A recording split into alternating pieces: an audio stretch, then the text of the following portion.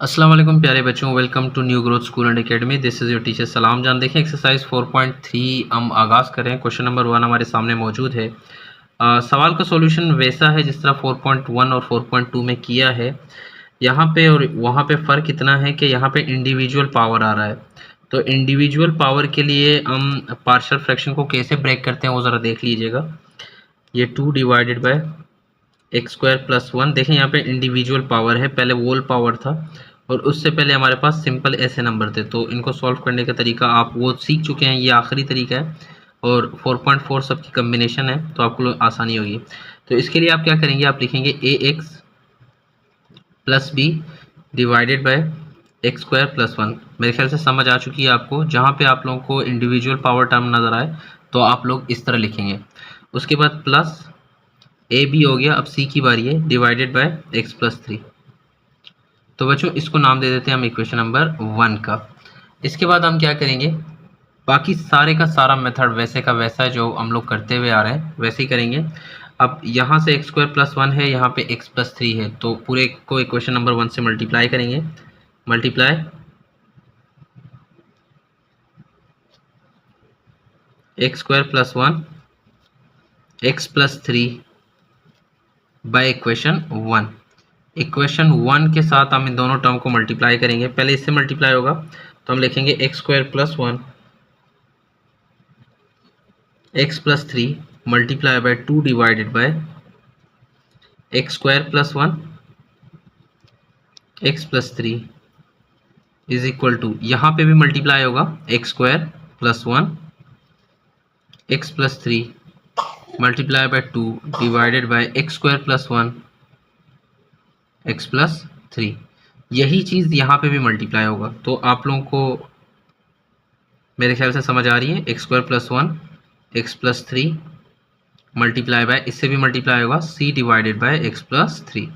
इसके बाद हम क्या करेंगे, इसके बाद जो कैंसिल हो रही है टर्म उसको हम कैंसिल करेंगे। आपको नज़र आ रहा होगा x square plus 1 x square plus 1 के साथ एक्स प्लस 3 के साथ ये दोनों टर्म कैंसिल होंगी। अब जो रिमेनिंग पोर्शन आपके पास बची हुई है उन टर्म को हम लोग क्या करेंगे, एक साथ लिख लेंगे। तो ये कुछ ऐसा हो जाएगा। आप क्या करें, यहाँ से आपके पास बच रहा है 2 तो यहाँ पे आप लिख लेंगे 2 इक्वल्स टू, यहाँ पे आया हुआ है एक्स प्लस 3 और ये 2 साथ में मौजूद है। तो शायद एक छोटी सी गलती होगी है, वो गलती ये है कि यहाँ पे 2 नहीं आएगा, यहाँ पे ए एक्स प्लस बी आएगा। तो यहाँ पे हम लिख लेते हैं ए एक्स प्लस बी और यहाँ पे हमारे पास आ रहा है x plus 3 multiply by a x plus b, bracket में रख लेते हैं। फिर उसके बाद यहाँ पे आ रहा है प्लस और ये चीज़ लिख लें एक्स स्क्वायर प्लस 1 और यहाँ पे आपके पास आ रहा है सी। इसके बाद हम लोग क्या करेंगे, इसको नाम देंगे इक्वेशन नंबर 2 का। तो ये आपके पास आ गया इक्वेशन नंबर 2। अब यहाँ पे हम इसको 0 के बराबर नहीं पुट कर सकते क्योंकि ये आपके पास इंडिविजुअल पावर में है। हम इसको 0 के बराबर पुट करेंगे और इक्वेशन नंबर 2 में सब्सटीट्यूट करेंगे। ये जो टर्म आ रही है ना एक्स प्लस 3, तो हम लिखेंगे put x plus 3 equal to 0 plus 3 दूसरी तरफ जाके क्या हो जाएगा -3। कहाँ पे पुट करना है ये बहुत ज़रूरी है, इक्वेशन नंबर 2 के अंदर। सो एक्स प्लस 3 जहाँ पे नज़र आए 0, जहाँ पे x नज़र आ रहा है सिर्फ वहाँ पे -3। तो ये 2 वैसे का वैसा हो जाएगा इज इक्वल टू, यहाँ पे x आ रहा है तो x की जगह आप लिखेंगे -3 प्लस 3। अच्छा यहाँ पे x प्लस 3 है तो x प्लस 3 की जगह 0 पुट कर लेते, इसको काट के 0 लिख लेते हैं। a x की जगह -3 कोई फ़ायदा नहीं, ये 0 हो जाएगा पूरे का पूरा टर्म। प्लस यहाँ पे देखें एक्स स्क्वायर प्लस 1 है तो x की जगह आप लिखेंगे -3 होल स्क्वायर प्लस 1 और ये आपके पास आ गया c। ये 0 इससे मल्टीप्लाई होगा तो आपके पास जवाब आ जाएगा 0 प्लस -3 का स्क्वायर आपके पास आएगा 9 प्लस 1 यहाँ पे c। 2 is equal to 9 plus 1 10c। ये मल्टीप्लाई हो रहा है वहाँ पे जाके क्या हो जाएगा, डिवाइड हो जाएगा। तो आपके पास आंसर आ जाएगी c इज इक्वल टू 2/10। 2 1 2 2 5 10, ये हो जाएगा 1/5। सो c की वैल्यू आपके पास मौजूद है विच इज़ 1/5। तो हम लोगों ने अभी क्या करना है, आपको अभी a और b फाइंड करना है। तो उसके लिए हम लोग क्या करेंगे, इक्वेशन नंबर 2 को एक्सपेंड करेंगे। सो यहाँ पे लिख लेते हैं एक्सपेंडिंग इक्वेशन 2। इक्वेशन 2 को एक्सपेंड करते हैं।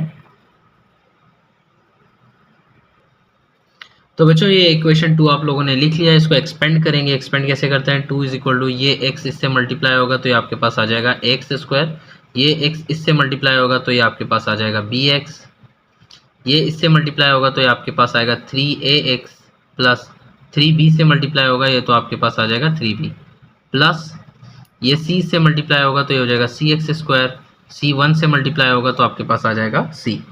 इसके बाद हम लोग क्या करेंगे, हम पावर में अलग करेंगे तो हम लिखेंगे 2 इज इक्वल टू ये पावर 2 है और यहाँ पे पावर 2 है तो हम इसको कॉमन निकाल के लिखते हैं a प्लस सी, इसके ऊपर एक्स स्क्वायर। अब x की बारी है, यहाँ पे bx है, यहाँ पे ax है और कहीं x वाली टर्म नज़र नहीं आ रही तो यही दोनों है, सिर्फ हम लिखेंगे b प्लस 3a, यहाँ पे आपके पास x कॉमन आ गया। अब बचता क्या है 3b और c तो हम लिखेंगे प्लस 3b प्लस c। अब हमें a और b की वैल्यू चाहिए तो यहाँ से हमारे पास a की आ जाएगी, यहाँ पे हमारे पास b की। इसको थोड़ा सा आप इस तरह भी लिख सकते हैं 0x स्क्वायर, देखें राइट साइड पे 0 नहीं है, लेफ्ट साइड पे तो सॉरी x स्क्वायर नहीं है तो आप 0x स्क्वायर लिखेंगे plus 0x plus 2 is equal to a plus C का whole sorry X square plus b plus 3a, common लिया था x आपने, प्लस 3b प्लस c। सो ये इक्वेशन आ चुकी है। आप क्या करेंगे, equating coefficients, equating coefficients, equating coefficients क्या है ये देख लें आप। यहाँ पे एक्स स्क्वायर है, यहाँ पे एक्स स्क्वायर है तो इन दोनों को इक्वेट करेंगे तो a प्लस सी 0 के बराबर हो जाएगा। ये आपके पास आ गई एक इक्वेशन, ये 2 था, इसको नाम दे देते हैं 3। अब इसको इससे कंपेयर करेंगे, एक्स स्क्वायर को कंपेयर किया था, अब एक्स की बारी है, एक्स को एक्स के साथ कंपेयर करेंगे तो आपके पास आएगा b प्लस 3a, यहाँ पे 0 और यहाँ पे भी आपके पास 0। अब लास्ट वाली टर्म है ना 3b प्लस सी, 3b प्लस सी बराबर है 2 के, देखिए ये लिखा हुआ है 2 तो यहाँ पे हम लोग लिख लेते हैं 2। ये आपके पास 4 आ गई, ये आपके पास 5, तो 3 को यहीं पे कर लेते हैं। 3 को कैसे करेंगे, आप देखेंगे a plus c equal to 0, c की वैल्यू आपको क्या मिली है, c की वैल्यू मिली है आपको 1/5 तो आप लिखेंगे a plus 1/5 is equal to 0, plus 1/5 है, वहाँ पे जाके क्या हो जाएगा -1/5। सो ये आपके पास आ गई a की वैल्यू। अब b की वैल्यू की बारी है तो b की वैल्यू के लिए हम यहाँ पे पुट करेंगे, put in equation 4, equation number 4 में हम पुट करेंगे, यहाँ पे आ जाएगा b प्लस 3, a की जगह आपके पास a की value which is -1/5 is equal to 0। अब इसको सिंप्लीफाई करेंगे, यहाँ पे पुट किया तो 0 के बराबर था तो मैं थोड़े से सोच में पड़ गया, तो यहाँ पे लिख लेते हैं b plus sorry plus minus minus 3/5 is equal to 0। 5 से मल्टीप्लाई करेंगे तो ये हो जाएगा 5b minus 5 is 15 equal to 0। सो ये आपके पास आ चुकी है b की वैल्यू। मेरे ख्याल से यहाँ तक ख़त्म नहीं है, b की वैल्यू निकालेंगे, हम लिखेंगे b इज इक्वल टू 15/5, 5 1 5, 5 6 15। सो b की वैल्यू आपके पास क्या बन रही है, b की वैल्यू आपके पास बन रही है 3। अब हम लोग क्या करेंगे, इक्वेशन नंबर 1 में a b c की वैल्यू पुट करेंगे, put value of a b c in equation 1। Equation 1 में पुट करेंगे तो इक्वेशन नंबर आपके पास कुछ इस तरह खूबसूरत अंदाज में आ जाएगा, 2 divided by x square plus 1 x plus 3 equals to, ये a की जगह आपके पास आएगा, a की जगह आपके पास आएगा, देखिए ये -1/5 है ना तो a की जगह हम लिखेंगे -1/5 x प्लस b की जगह आप लिखेंगे 3 divided by x square plus 1 plus c की जगह आप लिखेंगे 1/5, ये हो जाएगा x प्लस 3। तो इसको सिंप्लीफाई करते हुए आगे बढ़ेंगे, ये हो जाएगा चलो -1x प्लस 1 की ज़रूरत नहीं है, अब 5 3 15 हो गया, डिवाइडेड बाय ये 5 नीचे लिखते हैं, ये हो जाएगा 5x स्क्वायर प्लस 1 प्लस यहाँ पे भी ऐसा है 1/5 x प्लस 3। बच्चों थोड़ी सी गलती हो चुकी है, यहाँ देखिए हम लोग 5 से इसको मल्टीप्लाई करें तो 5 इससे मल्टीप्लाई होगा तो आपके पास आ जाएगा 5b, यहाँ 5 को मल्टीप्लाई करेंगे तो 5 5 कट जाएगा तो सिर्फ 3 बचेगा, तो यहाँ पे आपके पास 3 आ रहा है तो यहाँ पे आप लोग 3 लिखिएगा कॉपी के अंदर, इसको अगर आप सॉल्व करेंगे हो जाएगा 3/5, ये आपके पास आ गया -3/5। इसको अगर आप यहाँ पे सॉल्व करेंगे, सॉल्व करना चाहेंगे, यहाँ से चलते हुए आएगा, ये हो जाएगा 3/5। यहाँ पे भी आपके पास क्या हो जाएगा 3 आ जाएगा। बस यही थोड़ा सा फ़र्क था, बाकी सब ठीक है, बाकी सब आपका पूरा सॉल्यूशन सही है। इसको देख के सॉल्व कीजिएगा। ये माइनस है, वहाँ पे जाके प्लस हो जाता है, यहाँ पे प्लस आएगा। चैनल को शेयर कीजिए, सब्सक्राइब कीजिए, दुआ में याद रखिए। अल्लाह हाफ़िज़।